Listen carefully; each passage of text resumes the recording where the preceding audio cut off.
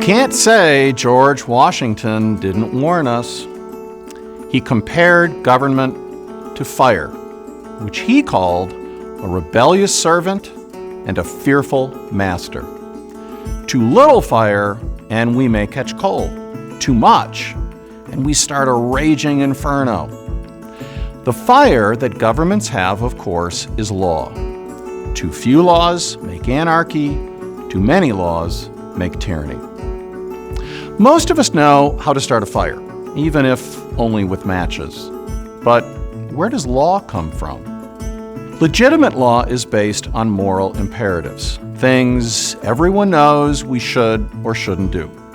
In other words, good laws are rooted in good morals. A bad law, and therefore a bad government, is not rooted in good morals. That means that a bad law either 1, commands us to do something immoral, or 2, fails to protect us from something clearly immoral. So, how do we decide what is moral or immoral? We can begin by looking to what's called the natural law. The natural law is rooted in reason and experience. Natural law is a tradition extending back at least as far as Aristotle. The more we experience and think about our experience, the more we learn. In what's called the natural law tradition, we get the accumulated experience of thousands of years of human experience, generation upon generation of wisdom. Pretty cool, right?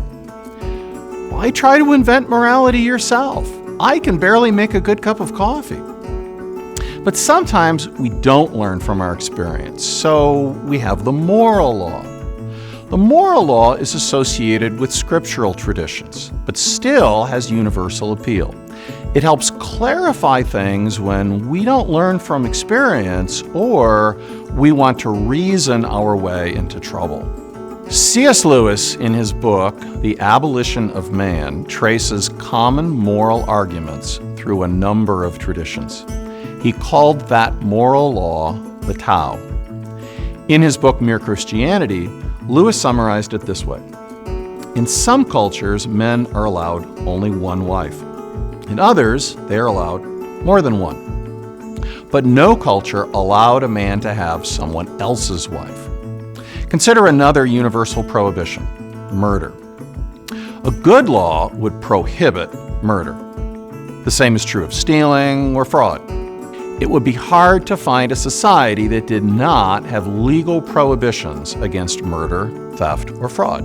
And no normal person would walk around thinking, oh, shucks, can you believe they made murder, stealing, and fraud illegal? I had those on my calendar for next week. We call laws against those kinds of immoral acts declarative law. The law is declaring what is already immoral. But governments also have power to make what are called determinative laws. These are laws derived from moral and natural law but address specific circumstances. For example, should we drive on the right side or the left? In Britain, driving on the left is perfectly reasonable. In America, we drive on the right side. It is an arbitrary choice, but one necessary to preserve human life. We shouldn't consider either rule unreasonable, nor should we drive all over the road in defiance of the man and his oppressive laws. Instead, we should be happy that orderly roads help us stay alive and facilitate safe and efficient transportation and commerce.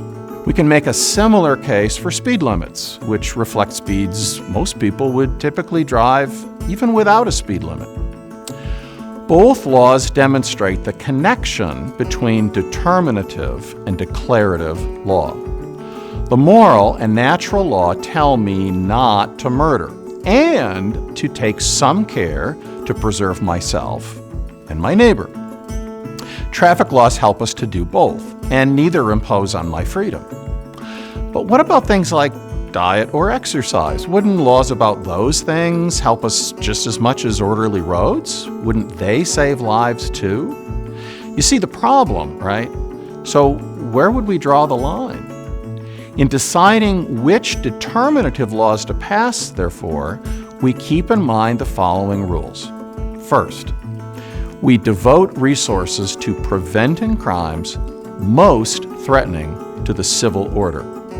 In the scheme of things, smoking or bicycling without a helmet is not a public crisis. Driving all over the road is.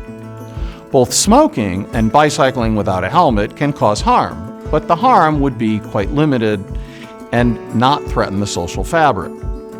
45% of Americans smoked in 1954.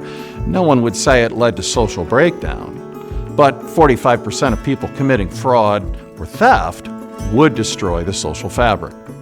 Second, we need to weigh the cost of enforcement against the benefit.